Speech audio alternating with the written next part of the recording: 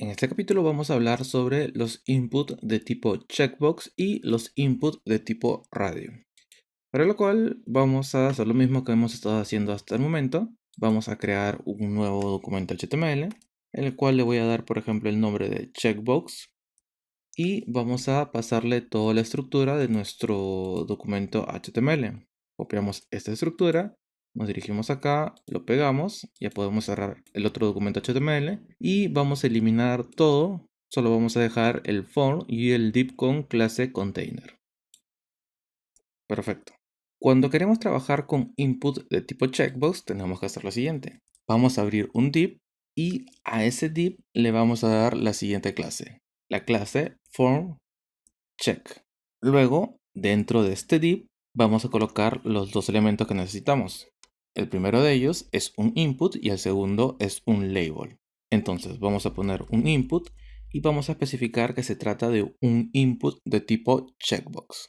Vamos a darle un ID que lo identifique. Por ejemplo, le vamos a dar el ID checkbox 1 y dentro vamos a colocar, o después vamos a colocar un label.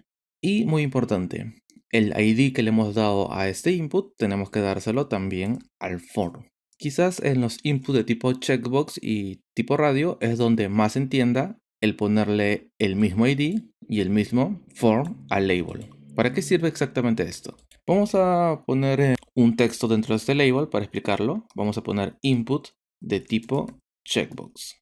Y vamos a dirigirnos a nuestro navegador y vamos a abrir ese documento.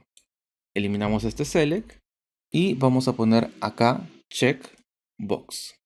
Nos sirve colocar el mismo ID y el mismo for para que cuando nosotros hagamos clic sobre el texto que aparece dentro de nuestro label, se seleccione el input de tipo checkbox. Lo mismo ocurriría si estuviéramos trabajando con un input de tipo radio.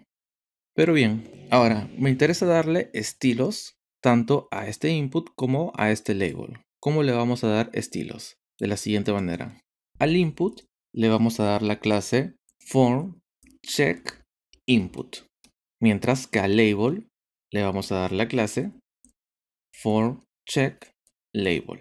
Si ahora regresamos a nuestro navegador y actualizamos, vamos a ver que nuestro input de tipo checkbox se ve de la siguiente manera. Se ve mucho más bonito de como estaba hace un momento.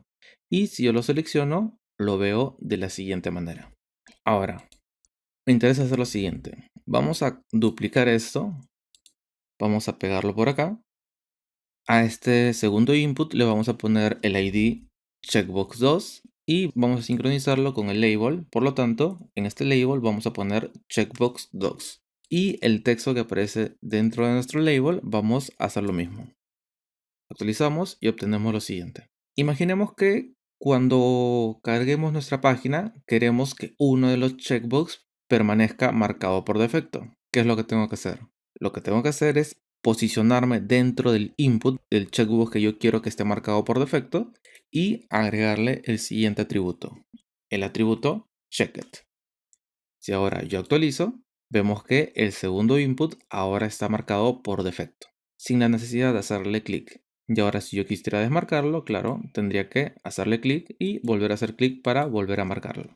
Ahora, al igual que todos los inputs anteriores, yo puedo deshabilitar un input de tipo checkbox. Para lo cual vamos a volver a generar un input de tipo checkbox. El ID le vamos a poner checkbox 3. En el label, en el campo for, vamos a poner también checkbox 3. Acá vamos a poner en el texto input de tipo checkbox 3 y me interesa deshabilitar este input. ¿Cómo lo deshabilito? Agregándole el atributo disabled. Si ahora yo actualizo, vemos el input de tipo checkbox acá deshabilitado. Que por más que yo le dé clic, no va a ocurrir absolutamente nada. Ahora, vamos a hacer lo siguiente. Vamos a dirigirnos por acá en la parte de arriba. Me interesa colocar un H1 que diga checkbox y radio. Ahora por acá vamos a poner un H2 que diga checkbox y debajo vamos a poner otro H2 que diga radio. Y por acá vamos a poner los ejemplos de los inputs de tipo radio. para lo cual me interesa colocar otro formulario y vamos a empezar. Para utilizar input de tipo radio se parece bastante a los inputs de tipo checkbox. Tenemos que generar un div y a ese div darle la clase formCheck. Ahora, ¿cuál va a ser la diferencia? Es que acá vamos a generar un input de tipo radio. Luego, por acá abajo, vamos a poner una etiqueta label que diga input de tipo radio 1. Y de igual manera como hicimos con los checkbox, a ambos tengo que darle una clase. Al input le vamos a dar la clase formCheckInput, mientras que al label le tenemos que dar la clase formCheckLabel. Ahora, si venimos por acá y actualizamos, aquí vamos a encontrar nuestro input de tipo radio 1. Ahora, para poder sincronizarlo, el input con el label, ya hemos visto cómo hacerlo. Le tenemos que poner un ID a nuestro input y pasárselo en el atributo form a nuestro label.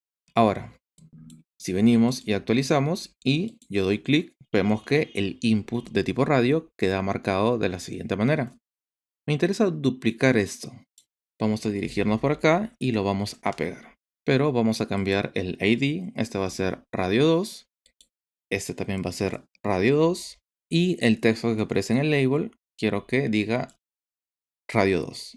Ahora tenemos estos dos ejemplos. Si yo selecciono, queda marcado. Y si yo selecciono, queda marcado.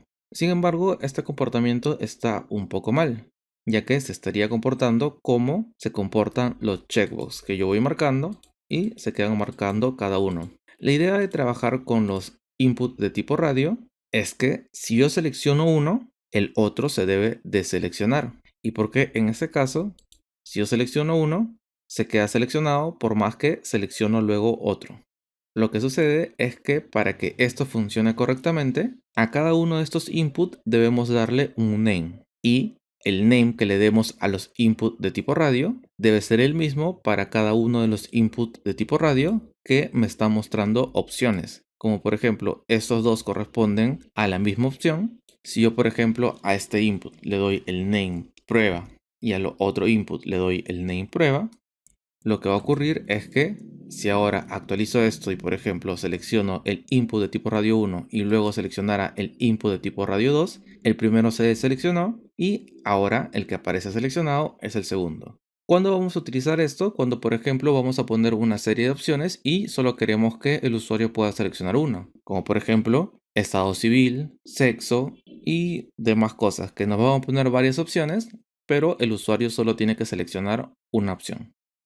Ahora, de igual manera como hicimos con los inputs de tipo checkbox, nosotros podríamos determinar que un input puede iniciar marcado por defecto. ¿De qué manera?